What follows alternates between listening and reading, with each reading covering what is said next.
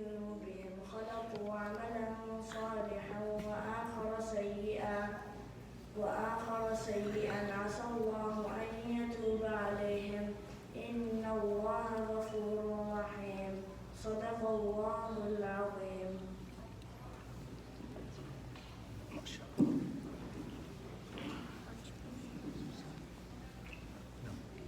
بسم الله الرحمن الرحيم. الحمد لله رب العالمين والعاقبة للمتقين. اللهم صل وسلم وبارك على سيدنا محمد وعلى آله وصحبه أجمعين. اللهم علمنا ما ينفعنا وانفعنا بما علمتنا وزدنا علما. آمين يا رب العالمين.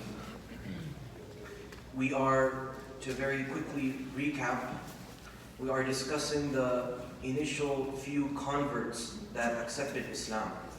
We began with speaking about Khadija, or rather Waraqa radiallahu anhu, who was the first person to believe in the Prophet. And then Khadija radiallahu anha, his wife. And then Ali radiallahu anhu, his cousin, and he was in the house of the Prophet ﷺ. The Prophet ﷺ had taken him under his care. And then Zayd ibn Haritha, who was his adopted son. And after Zayd, all these were his family members. And then after Zayd, eventually the first person to accept Islam outside of the Prophet's family was Abu Bakr. And we spoke at length about Abu Bakr and how he accepted Islam in his journey. And then after Abu Bakr was Uthman radiallahu anhu, ibn Affan. He was the first person after Abu Bakr. And then Az-Zubayr ibn al-Awam. And then Sa'ad ibn Abi Waqqas. We discussed these three in our last session. What's significant about these few, as I had mentioned, was that after Abu Bakr, the next five to enter Islam, all entered Islam on the hands of Abu Bakr. Abu Bakr was the person that was working on these people. And the common factor between all of these people is that they all were searching for the truth. And I had spoken some weeks ago about the idea of these people called Al-Hunafa. These people that are called Al-Hunafa, they were people who were searching for the truth in a time where there was no prophet. And these people have always existed. And this particular Uthman and this particular group, they all have very similar stories. Because they all are from Quraysh, from different sub-tribes of Quraysh. They all were mostly traders, and they had a lot of traveling. They would do a lot of traveling between Mecca and the Arabian Peninsula and Sham and Syria and Yemen. And Yemen at that time was full of Christians. And in Seerah you had many monks and you had many people of scripture that were still there. So they had this kind of an idea. So after Uthman and Zubayr and Sa'ad accepted Islam, the next person to accept Islam on the hands of Abu Bakr is Talha ibn Ubaydillah. These are all names that we will hear throughout the Seerah, which is why I'm taking a little bit of time to kind of give a brief background about these people. Because if we don't know about these people, when we move on and when we reference them, when we say Abu Bakr, and when we say Uthman, and when we say Sa'ad, and we don't know their stories or their background, we really can't relate, or we really won't be able to connect the dots. So, Talha ibn Ubaydillah, he becomes the next person. What's unique about these people that accepted Islam, these five that accepted Islam at the hands of Abu Bakr, is that these five, as I had mentioned last week, they form, along with Abu Bakr, they form the 10 that are guaranteed Jannah. Now somebody asked me last week afterwards that there are other companions that are also guaranteed Jannah. Who can give me an example other than the 10? Other than the 10.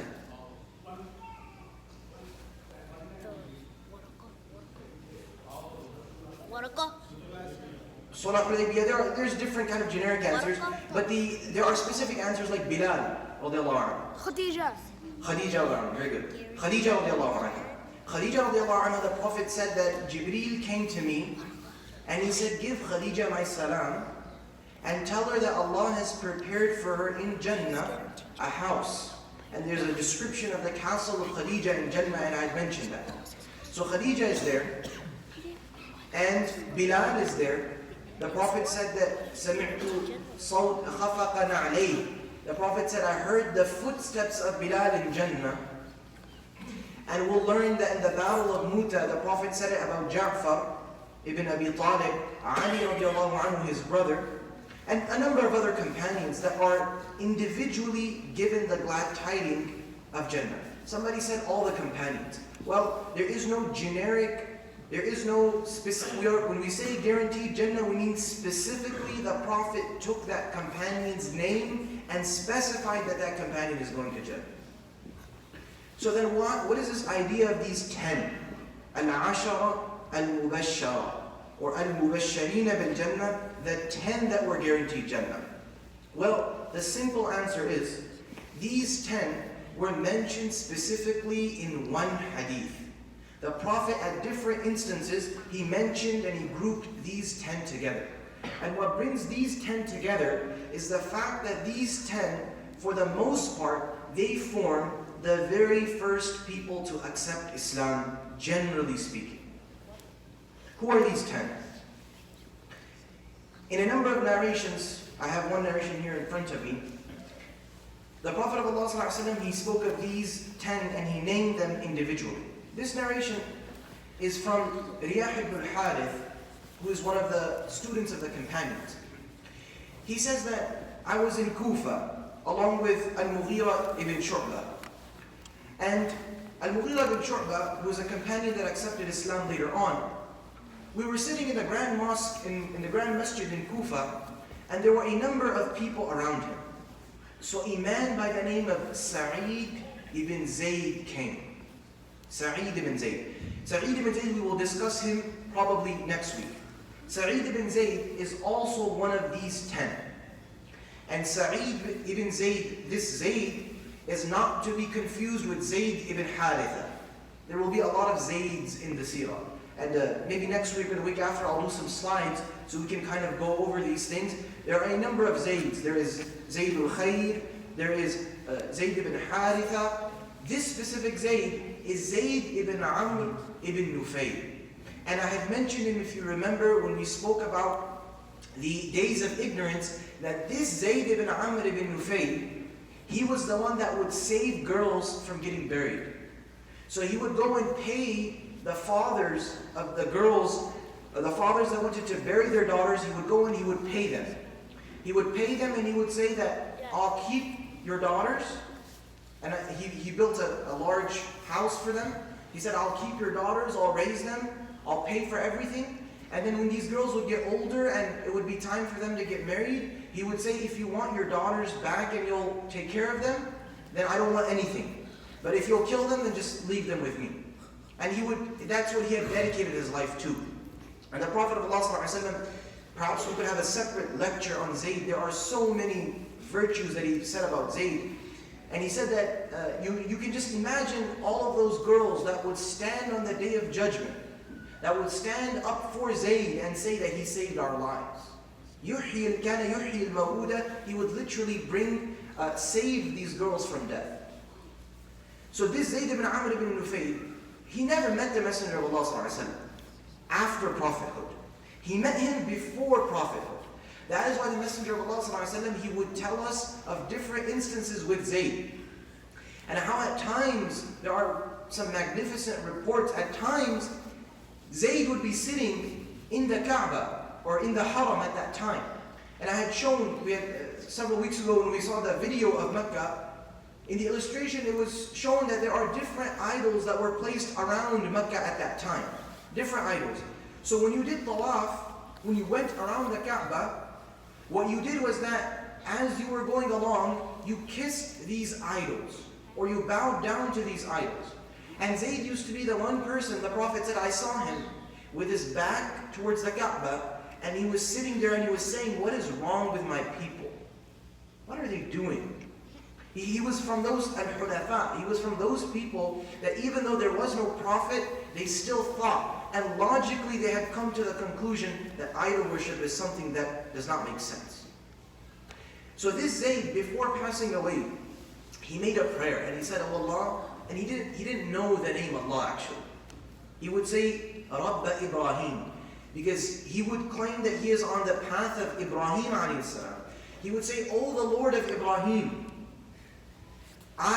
if I am not able to meet this prophet, then at least my son Sa'id, at least let him meet the prophet." And this Sa'id ibn Zayd, he would meet the prophet and he would be from these 10. So Sa'id ibn Zayd, he is visiting Kufa at the time. So he visits Kufa, he enters the Grand Mosque, and these people are all sitting together. And what happens is that some people around Al-Mughira ibn Shu'bah, some people of Kufa, they are cursing. And they are speaking ill of some companions. So they ask, Sa'id ibn Zayd, he asks Al-Mughira, he says that, "Man yasubbu hada ya Mughira?" Mughira, who are these people cursing? So he said, "Yasubbuna Ali ibn Abi Talib, radiyallahu anhu." He said they're cursing Ali ibn Abi Talib, radiyallahu anhu.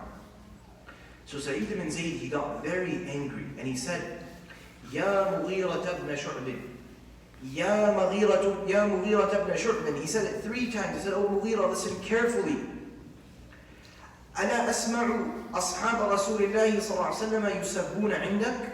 Do I hear the prophets of the companions of the Prophet being cursed in your sitting? لا تنكر ولا تغير. And you're not saying anything to these people, either because you're scared of them or they have something over you. So he said, "Listen up," and he raised his voice so the entire masjid would hear. And he said, "أشهد على رسول الله صلى الله عليه وسلم بما سمعت أذناي ووعاه قلبي." He said, "I swear by that which my own 2 ears heard, and that which my heart or my mind has safeguarded. I swear by that, and I do not lie. لا أروي عنه كذبا. I don't lie when I narrate from the Prophet that I heard him say, Abu Bakr fil Jannah. Abu Bakr is in Jannah. Wa Umar fil Jannah. And Umar is in Jannah. Wa Uthman fil Jannah. And Uthman is in Jannah. Wa Ali fil Jannah. And Ali is in Jannah." Now out of these 4 we generally know. Abu Bakr, we said, was the first person outside of the Prophet's family to accept Islam. Ali had accepted Islam before the Prophet. Uthman, right after Abu Bakr. So we've covered 3. The 4th is Umar, and Umar would come maybe after 6 months or a year after where we stand in our discussion. Umar would be the last person to join these 10. These are 4. Then he said, "Talha fil Jannah." He said Talha is in Jannah, and today we'll speak about Talha. And he said, "Az-Zubayr fil Jannah." We spoke last week about Zubayr. And he said, "Abdul Rahman fil Jannah." We'll speak about Abdul Rahman today. Then he said, "Wa-Sa'd ibn Abi Waqqas fil Jannah." And we spoke about Sa'd ibn Abi Waqqas last week. So all of these 10, they have accepted Islam. The only 2 at this point were Umar ibn Khattab and Sa'id ibn Zayd. And they are both coming. So then when he said these 9, he said these are 9. The people said, "You said 10. These are 9. You said 10. Who's the 10th person?" And he was quiet. He wouldn't say. Until they told him, "We won't let you go until you tell us who is the 10th. So he said, "ناشدتموني بالله والله عظيم أنا عاشر المؤمنين." I wouldn't tell you, but now you have forced me to tell you, so the 10th person is me. I am the 10th, Sa'id ibn Zayd. وَاللَّهِ لَمَشْهَدٌ شَهِدَهُ رَجُلٌ يُغَبِّرُ فِيهِ وَجْهَهُ مَعَ رَسُولِ اللَّهِ صلى الله عليه وسلم أَفْضَلُ مِنْ أَعْمَالِكُمْ كُلِّهَا وَلَوْ عُمِّرَ عُمَرَ نُوحٍ. He said, listen carefully. These people, these 10, if you all were to work your entire lives and to attain good deeds, and then you were to compare to one of these people whose face had become dusty and his clothes worn out in the path of Allah with the Prophet ﷺ, and even if you lived a life longer than the life of Nuh alayhi salam, they would still be better than you. Now the question arises, how could they be better if a person had the life of Nuh alayhi salam? Because all of these people, they lived 60, 80, or 100 years. And Nuh alayhi salam, we learned, lived 950 years. So the answer is that quality over quantity. Quality takes preference. And these people, their sacrifices for Islam, and what they did at that particular time was something that you and I would probably never be able to go through. Which is why sometimes people say, I wish I was born at that time. Which the Prophet ﷺ, he told us not to ask for. Because the time that we're placed in, Allah Azza wa Jalla placed us in a time that is best for us. If we had to go through those trials, would our faith last? Allah knows best. So we should be grateful for the time that Allah has put us in. Allah created us for this time.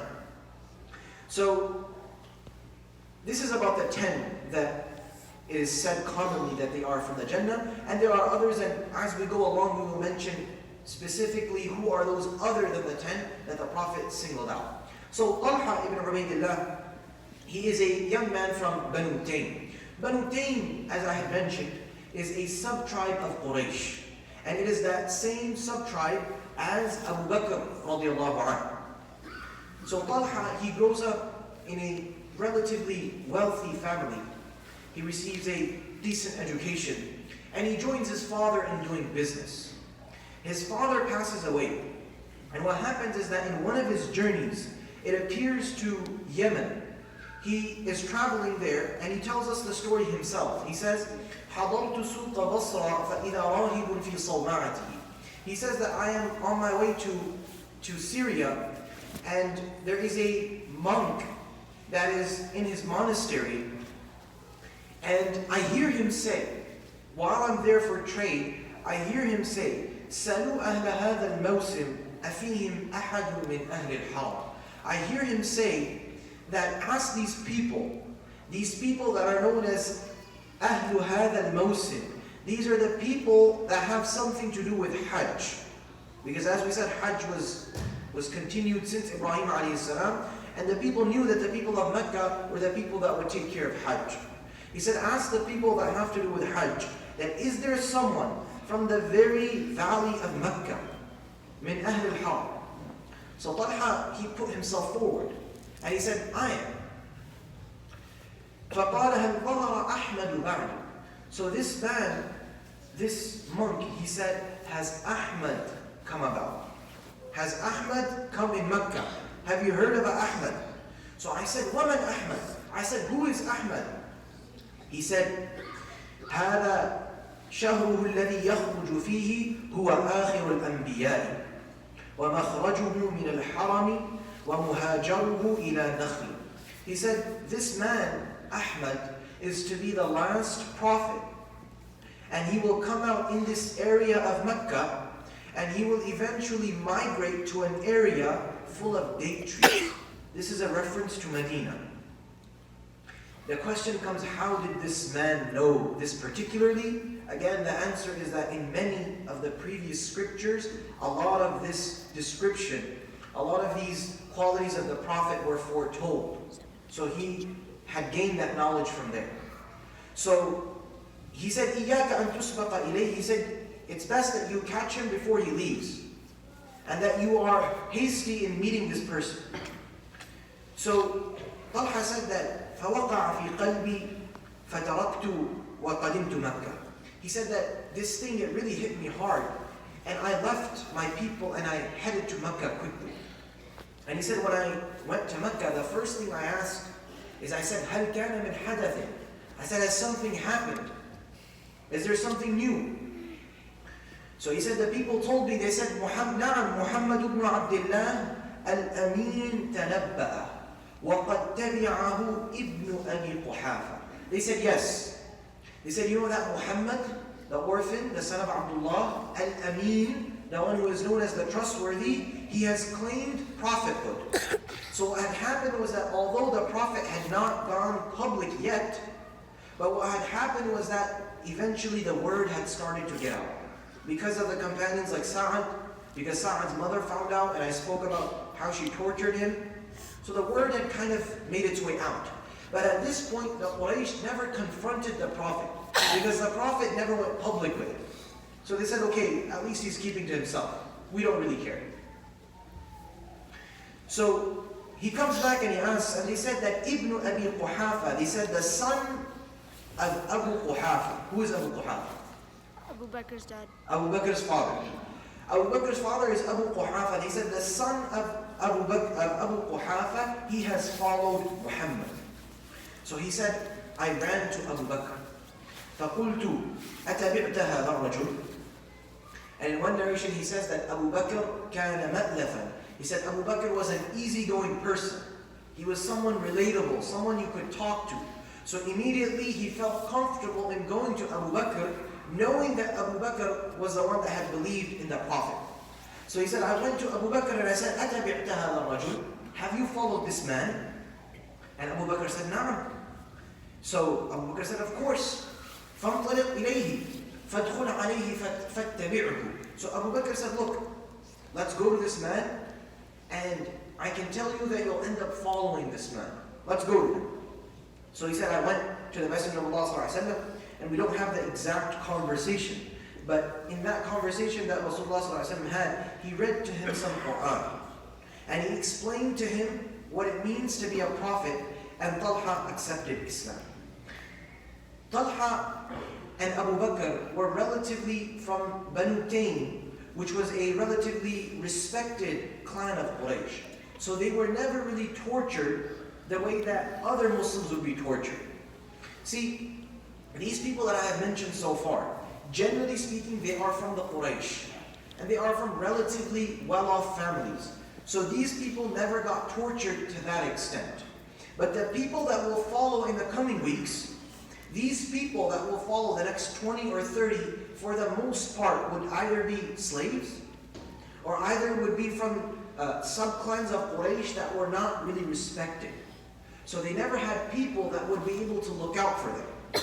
And Talha, although he was from a noble tribe, and he was from a very respectable sub-tribe of Quraysh, when Nawfal ibn Khuwaylid, who was Waraqa's father, when he found out, he couldn't keep himself. So he went and he took Abu Bakr, and he took Talha, and he tied them up. And he began to hit them, and he began to, this is him on his own. Nobody joined him in at that time because people thought that, just leave him at this time, it's their own decision. So this was two of the first or the second people to be tortured were Abu Bakr and Talha in this one specific context. And that is why they would be called Al-Qarinayn. Al-Qarin is someone who is tied up. And they would be called the two that were tied up because Nawfal ibn Khuwaylid had tied them both up and he would torture them.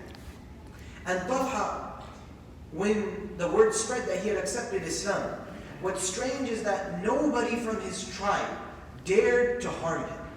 Nobody. Nobody from his tribe and nobody from any other tribe. But the only person, and how sad of an experience this must be, the only person to torture him was his mother. Mas'ud bin Hirash, he said that, بَيْنَ أَنَا أَطُوفُ بَيْنَ الصَّفَا وَالْمَرْوَى. He said that I used to go back and forth between al-Safa and al-Marwa. فَإِذَا أُنَاسٌ كَثِيرٌ. He said that there would be a lot of people يَتَّبِعُونَ إِنسَانًا فَتًى شَابًا مُوَثَّقًا يَدَيْهِ إِلَى عُنُقِهِ. He said, I would see a young man. His hands are tied behind his neck. His hands are tied behind his neck, and people are following him. يَضْرِبُونَهُ. They're hitting him. They're kicking him. They're spitting on him. And I would say, مَا شَأْنُهُ. What are they doing to this young man? So they would say, هَذَا طَلْحَةُ بْنُ عُبَيْدِ اللَّهِ.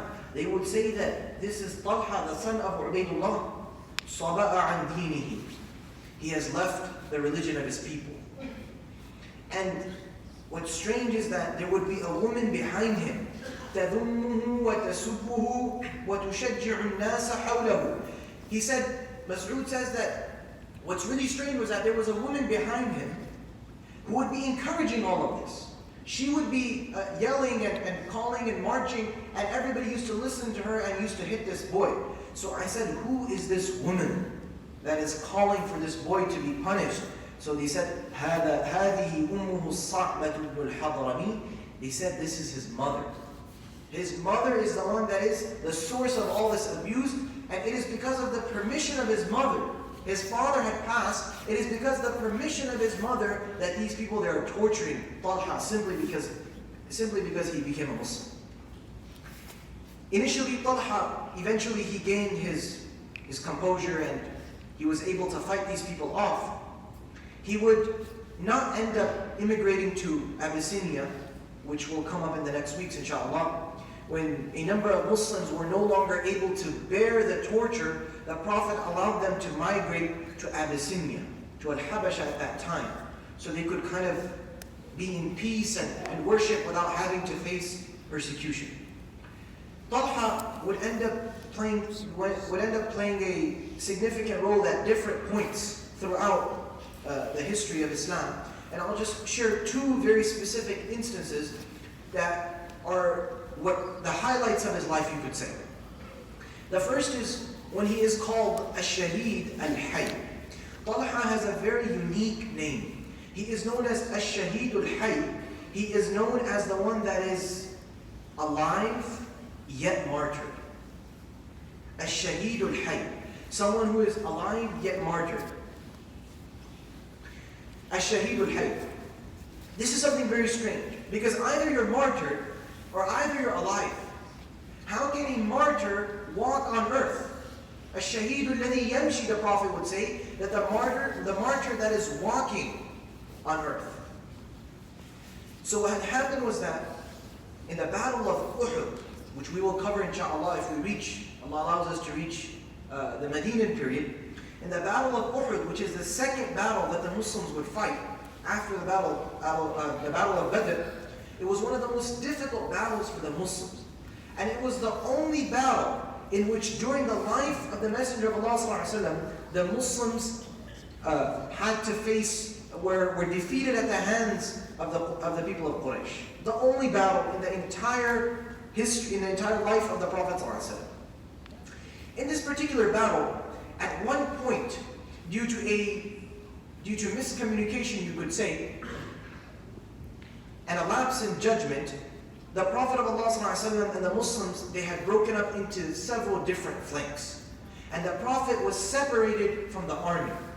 And what happened was that the Prophet was at risk. And Khalid ibn al-Walid, who at that time was not a Muslim, he devised a master plan to attack the Muslims. And he was very successful in what he was doing. So the Muslims, they were unable to defend the Prophet. And there were only about 11 or 12 people around the Prophet at that time. Out of those 11 or 12, one of them was Az-Zubayr, and the only other one was that we covered was Uthman radiallahu anhu. Or rather, Az-Zubayr and Abdurrahman ibn Auf, whom we will cover today. Az-Zubayr and Abdurrahman ibn Auf, they are there, and Talha is there. Az-Zubayr and Abdurrahman ibn Auf, they are preoccupied with something else, so they have to leave. Now the Prophet is left with 9 people around him. And what's happening is that Talha, he suggests, Ya Rasulullah, let me go out from around you and I'll fight these people off. I'll buy us some time, because they're about to attack, and I fear if they get too close, then they would be able to overcome you. And the Prophet of Allah ﷺ, he says no. He says, sit down. Kama anta. And then he says, man lil qawm. He says somebody else that would volunteer for these people. So a man from the people of Medina, he says, Ana ya Rasulullah. He says, me, O Messenger of Allah, I'll do it. The Prophet said, Anta. He said, you are the one. This man went out, and he eventually would be martyred. And this process would repeat. A man would go out, he would try to stall these people off the Messenger of Allah ﷺ, and eventually that man would be martyred. One person facing so many people. When nobody else is left, Talha says, I was the only one left. I was the only one left around the Messenger of Allah ﷺ. And Jabir ibn Abdullah, he says that I was fighting on the other flank, but I could see what was going on. And he says, قَاتَلَ طَلْحَةُ قِتَالَ الْأُحُدِ عَشْرًا حَتَّى قُطِعَتْ أَصَابِعُهُ. He said, when I saw Talha fighting off these people, he was fighting the way those 10 people had fought collectively. That's the power and the energy that he had when he was fighting these people off. To the point that his fingers were cut off. Because while he's fighting these people off, somebody who shot an arrow at the Prophet, Talha had no other means but to stick out his hand to save the Prophet's life. If he did not stick out his hand, the Prophet would have been martyred at that time. So he stuck out his hand and he lost 2 of his fingers, which is why he would later be known as Ash-Shahid al-Hayy for this reason. And when this arrow hit his hand, he said, hiss, hiss, which is the Arab version of ouch. You know how we say ouch when something kind of bothers you? He said, hiss. And the Prophet, he's hearing this and he said, لو قلت بسم الله لرفعتك الملائكة والناس ينظرون. He said that when you were saying hiss, if you had said Bismillah instead of that, the angels would have lifted you while these people would see you. And the reason, as the Prophet would say, is that because there was nobody else left, other than the Prophet would say that there was nobody else left except for Talha on my right, and on my left was Jibreel. The only 2 people left were Jibreel, where Allah had sent him to protect me on the left, and on my right was Talha.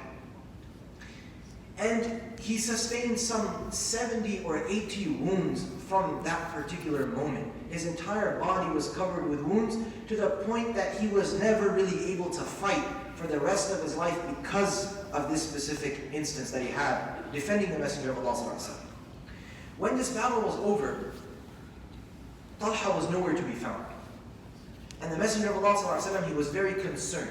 And I had mentioned in the Khatara yesterday that of those people that the Prophet was looking for was Hamza. He was very concerned about Hamza ibn Abdul Muttalib, his uncle. He was very concerned about Mus'ab bin Umayr. He was very concerned about his companions. So he would ask constantly that, where are my companions? Where is he? Did you find him?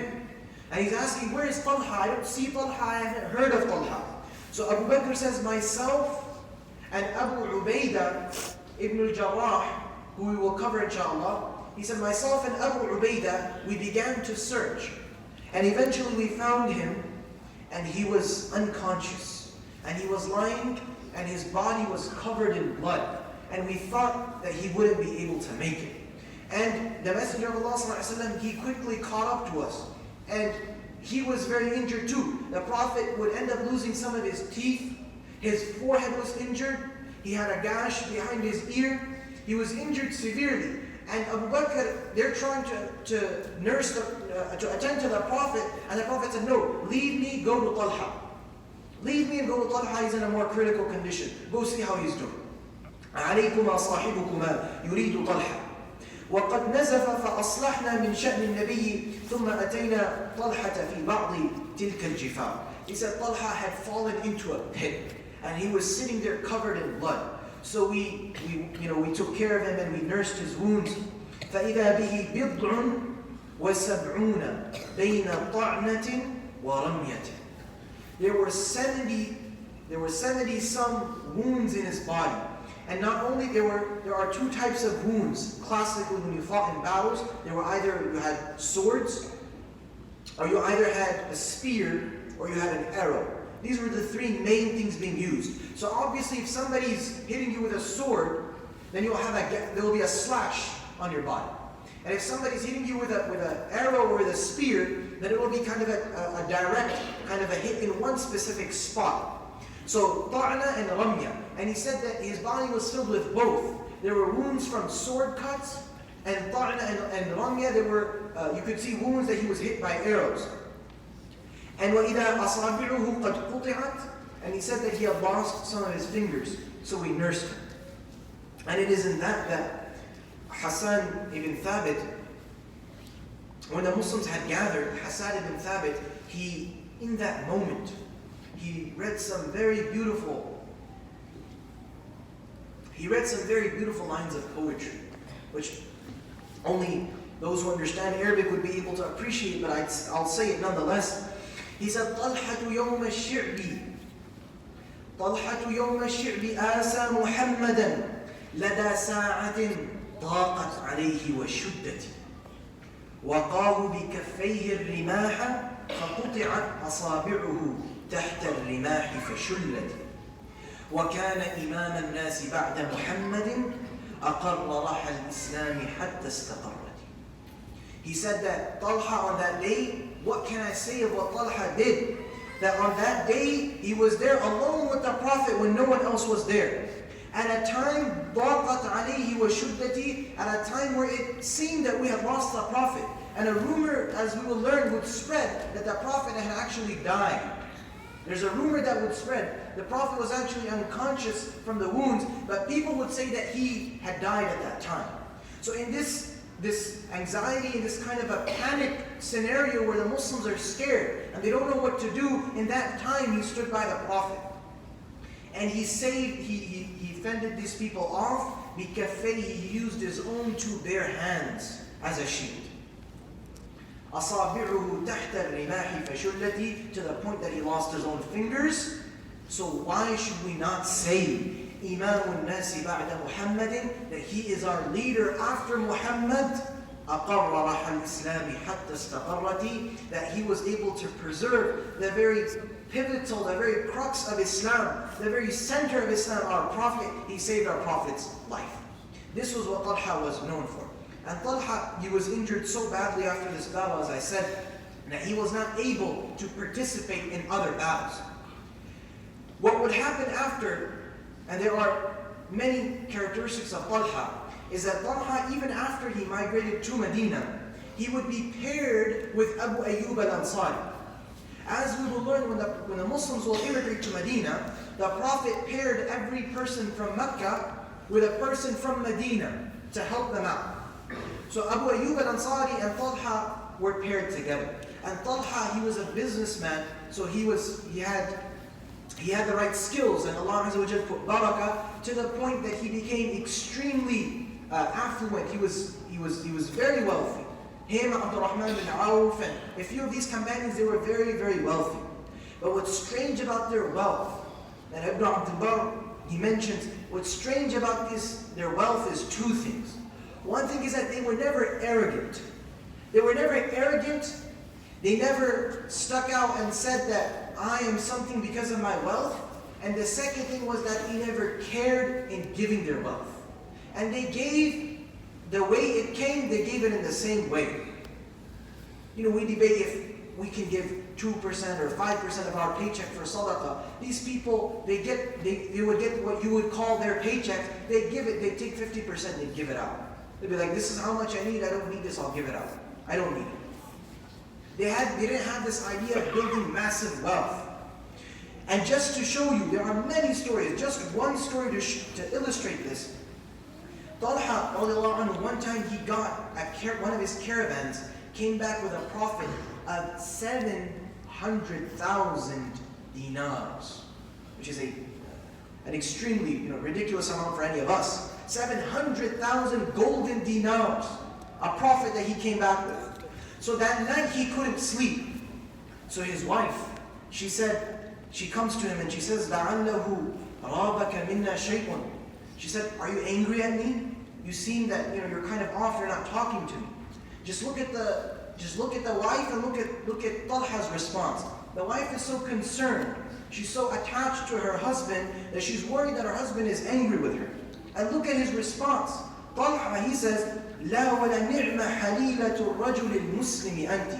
He said, no, how could I be angry at you when you are the ideal wife that a Muslim man could ask for? Look at him complimenting his wife. Look at how his wife is concerned, and look at how he's complimenting his wife. These were things that they didn't learn from their own. Living with the Messenger of Allah ﷺ, you learn to thank people. You learn to compliment people. You learn to make people feel comfortable. But he said, لكن تفكرت منذ الليلة. He said, what's happened is that since last night I've been thinking, ما ظن رجل بربه يبيت وهذا المال في بيته. I don't need this ridiculous amount of money that I just got. I don't need this entire money. Why should I have this entire money and save it for myself? So look at what the wife is telling the husband. She says, فَأَيْنَ أَنْتَ عَنْ بَعْضِ قَوْمِكَ. She said, well, there's many people that are needy. In your very own people in the city of Medina, there are many people that need money. So فَإِذَا أَصْبَحْتَ, when it's sleep now, don't worry. When the morning comes, فَادْعُوا بِجِفَانٍ وَقِصَاعٍ فَقَسِّمْهُ. She said that call for different kind of pots and different kind of bowls that they used to give sadaqah and they used to gather the coins in them, different kind of little sacks and bags and whatnot. She said, gather them and give it away.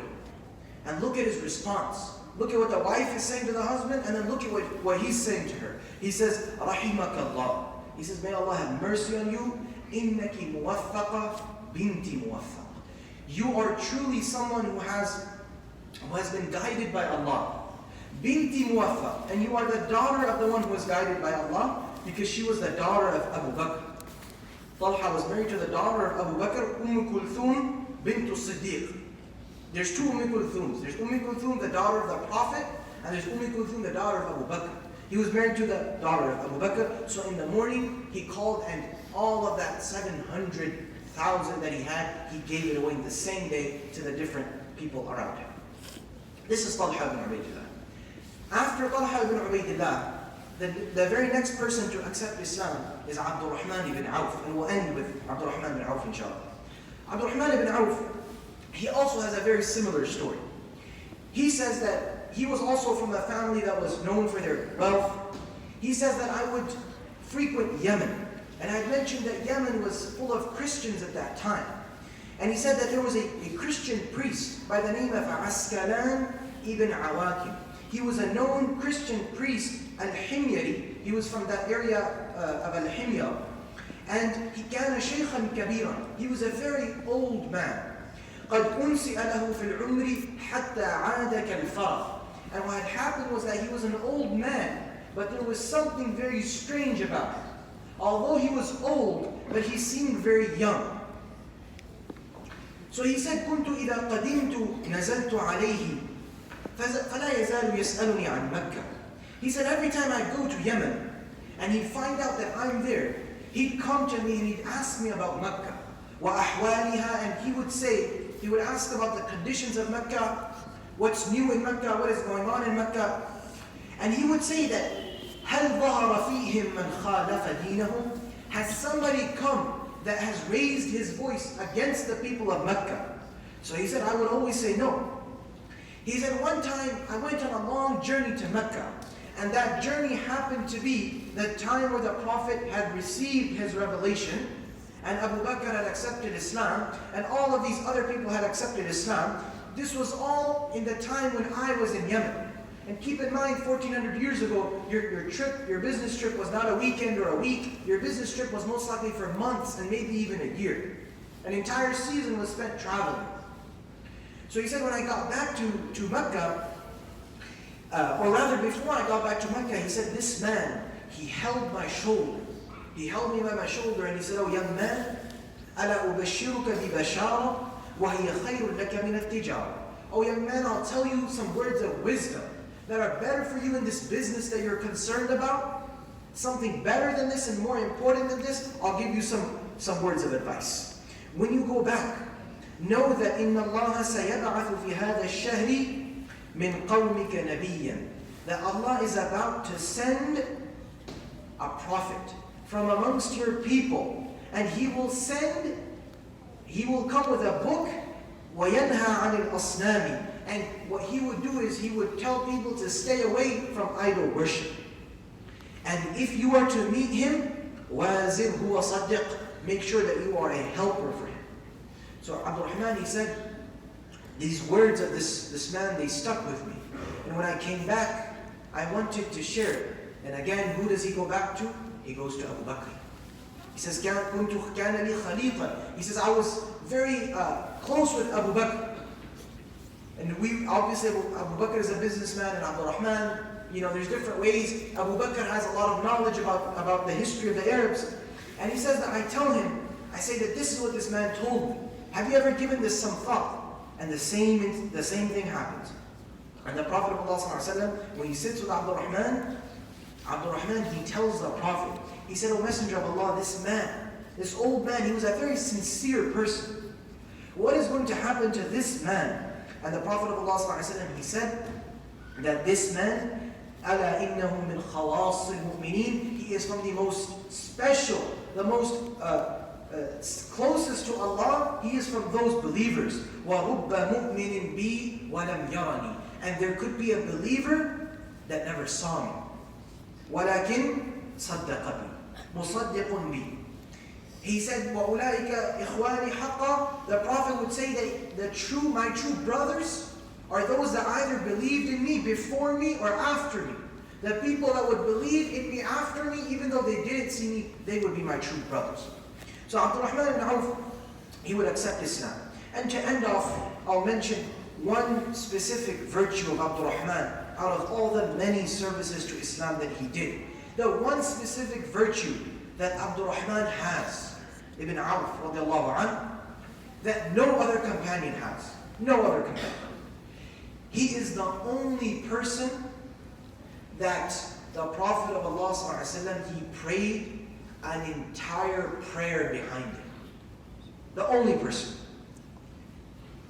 Jibreel led the Prophet, but Jibreel is an angel. But out of the companions, 2 people led the Prophet in prayer. One is Abu Bakr and one is Abdul Rahman. Abu Bakr would lead him 2 times in prayer. One time we will learn at the very end, when the Prophet is passing away, Abu Bakr would lead him, but that would be a very short moment that Abu Bakr stands, and then the Prophet would come and Abu Bakr would put him forth. But one time other than this, and a time where there happened to be a dispute in one of the sub-tribes of Medina, the Prophet, he would go out of Medina and he would be late for coming back. And what happened is that Bilal was in charge. So when the time for Fajr came, what happened is that they would wait for the Prophet. When the Muslims would gather in the masjid and they would wait for the Prophet until the point that they were scared that the time of Salah would finish, then they would be like, we have to pray. This is what happened. So they looked around. Now what do you do? The very first time you're going through this, so Bilal, he says, Abu Bakr, you were the first man to accept Islam, you should lead us in prayer. So Abu Bakr, he begins to lead in prayer. And you can imagine the prayer of Abu Bakr, that the Prophet ﷺ, he comes back and the people notice that the Prophet is there. Now this is kind of a very strange situation. The first time, the Muslims don't know what to do. So what happens is that they begin to clap. And when they start clapping, the Prophet of Allah ﷺ, he stops them. He says, no, let him lead. And Abu Bakr, because of the noise of the people clapping, Abu Bakr, he's aware now that something has happened. And he looks over and he sees the Prophet. And what happens is that the Prophet, أَوْمَأَ بِيَدِهِ, obviously you can't speak in prayer, but the Prophet pointed to him. أَوْمَأَ بِيَدِهِ, he said, meaning stay in your spot. But Abu Bakr, رَجَعَ قَهْطَرًا. Qahtara in the Arabic language, it means one thing is that you turn back, one thing is that you're walking backwards with your head straight.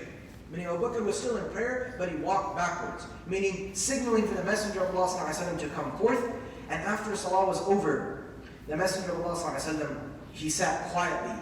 And everybody was waiting to see what the Prophet would say. And he said, "Oh Abu Bakr, مَا مَنَعَكَ إِذْ أَوْمَأْتُ أَن تُمْضِيَ الصَّلَاةِ." Abu Bakr, what happened? I had told you to pray. And he said, "Ya Rasulullah, مَا كَانَ لِبْنِ أَبِي قُحَافَةَ أَن يُصَلِّيَ بِكَ." Ya Rasulullah, I did not think that the son of Abu Quhafa is worthy of leading you in prayer. So I couldn't lead you in prayer. So then the Prophet ﷺ, he said that, we learn an important fiqh ruling from here. He said that if somebody is to make a mistake in prayer, or if somebody is to take over for someone in prayer, then let the men say Subhanallah, and let the women clap. If the women need to clap, then they can clap. Let the men say Subhanallah and raise their voices. This is one instance. The second instance, I mentioned, we'll discuss at the very end of the Prophet's one of his last prayers. But Abdul Rahman ibn Auf, Abdul Rahman ibn Auf, the Prophet, Abu Bakr, he left his prayer both times for the Prophet. So the Prophet never completed his prayer behind him. But Abdurrahman bin Auf, the Prophet prayed an entire salah behind him. And that was in the 8th or 9th year of Hijrah, when we will learn in the Battle of Tabuk, the Prophet of Allah, he would be late for coming out for Fajr, and a similar situation would happen. Al-Mughira ibn Shu'bah, he's with the Prophet. And what happens is that the Prophet of Allah, he is late, so they're scared that Fajr time would finish. So again, Abu Bakr is for some reason not there, so Bilal, he sees and he puts Abdurrahman forward. So the Prophet of Allah, he comes and he prays behind Abdurrahman, and then after the salah is over, everybody looks at the Prophet. And the Prophet, he gets up and completes the 1 rak'ah he missed. This is again to teach us. So when we pray salah, if we come late to the masjid, if we came late for Isha prayer, and 3 rak'at, we only caught 3 rak'ahs, the Imam had prayed 1 rak'ah, then you know how we get up and we pray 1 extra rak'ah? The Prophet himself did it, to make it a part of the sunnah so we know what to do in this situation. So even this was from the divine will of Allah Azza wa Jalla. So the Prophet, he prayed and then he stood up and he smiled. And he said, أحسنتم وأصبتم يغبتهم أن صلوا الصلاة على وقتها. He said that the Prophet was pleased that the believers, they didn't leave their salah, they didn't leave their prayer and let the time finish.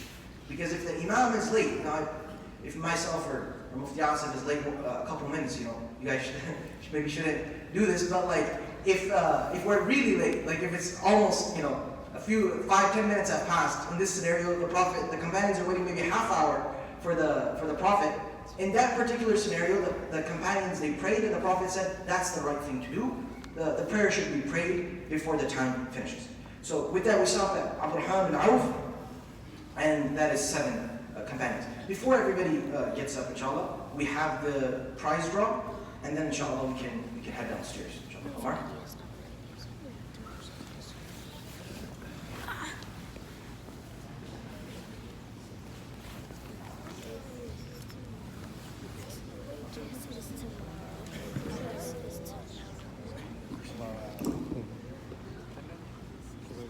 Assalamu alaikum wa rahmatullah.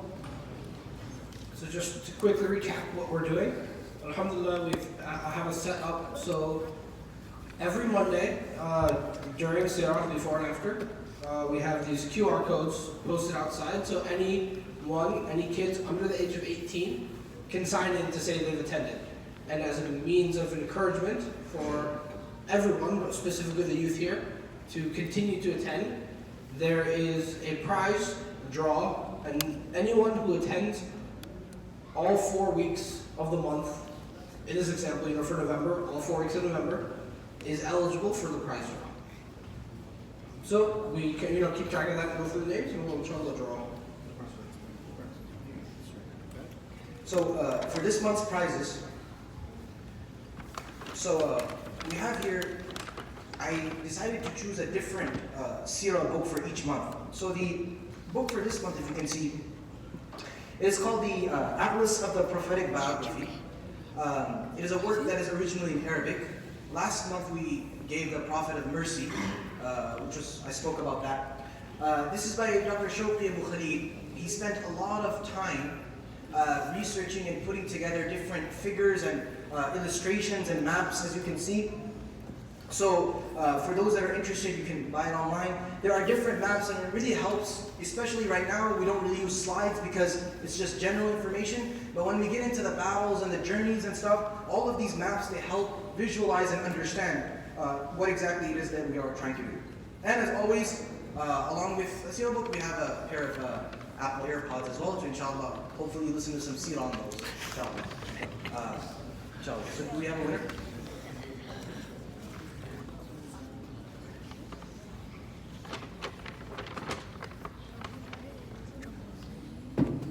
So for the month of November, the winner is Yahya Benazir.